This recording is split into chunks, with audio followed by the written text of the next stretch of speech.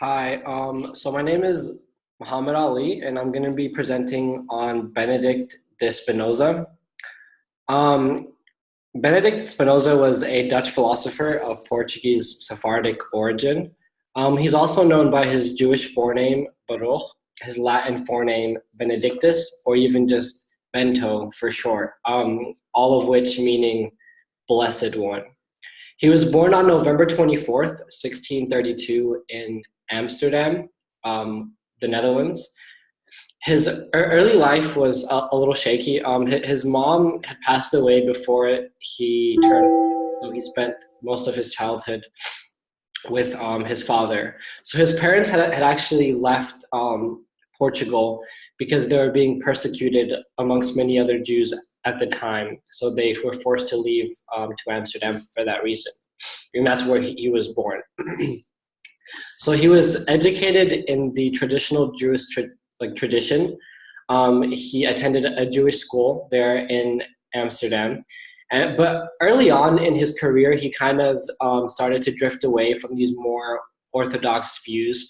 He was very interested in philosophy, but specifically the philosophical works of people like Maimonides, Gersonides, Seneca, Descartes, and many others. He studied at a Latin school in Amsterdam under Franciscus van den Eden, a doctor who was also notorious and well known for having radical or religious, irreligious views. Spinoza's increasing ideological deviance from the local Jewish community led to him being formally excommunicated from the Jewish community in 1656. It's believed he was excommunicated because of heresy and straying away from more Jewish conservative values, but some say it was more specifically his denial of the immortality of the soul, along with other things that contradicted with common Jewish belief at the time. So in 1663, Spinoza published Renati Descartes' Principium Philosophiae, the principles of Cartesian philosophy. He mostly accepted Descartes' physics, but he did not agree with Cartesian metaphysics. In this, he rejected three key features. One being the transcendence of God, the conception of mind as a mental substance that is radically distinct from matter. Basically, the whole idea of mind-body dualism. He did not agree with that. And also the ascription of free will to both God and human beings. He did not agree with that either. Some other notable works include the Theological Political Treatise. This was published in 1670. In this work, he argued that the freedom of thought was crucial for the security and stability of a society. He identified the clergy or the church as the primary threat to this freedom. He even went as far as to argue that the clergy should be stripped of all their political power. This, of course, was met with a very, very heavy criticism at the time. Even some of his friends had turned against him after this. The whole work was deemed evil. People labeled him an atheist, which he really resented because he did not identify as an atheist and he was indeed a believer of God. In 1677, Spinoza passed away, actually. But before he passed away, he finished his most famous work, Ethics. The full name is Ethica Ordine Geometrico Demonstrata.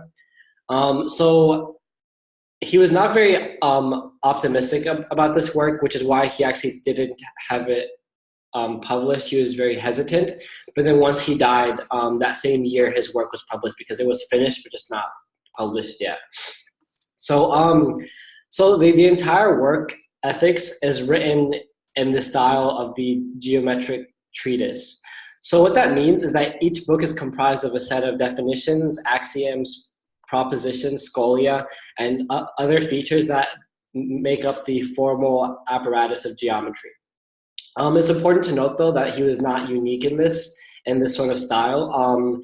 Geometry was held at a very high esteem during this time, and some other philosophers used this kind of style in their works. So in ethics, he proposed a kind of unconventional understanding of God, an understanding that was very different from the dominant Judeo-Christian understanding of the time. He presented the idea of monism. It's basically kind of that all of reality and the world is essentially one thing. This will be described a little bit more soon.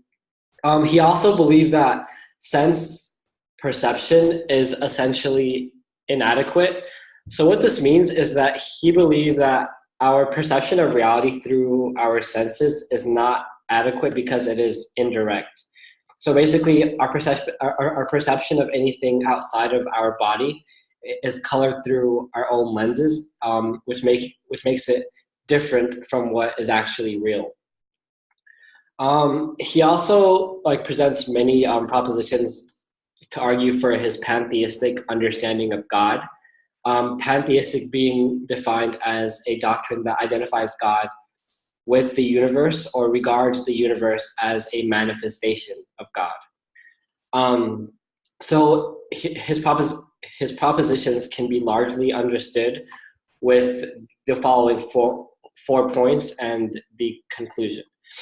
So number one, for a substance to exist, it must have at least one property.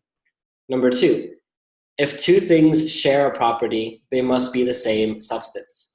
3, God exists and has all the properties that exist.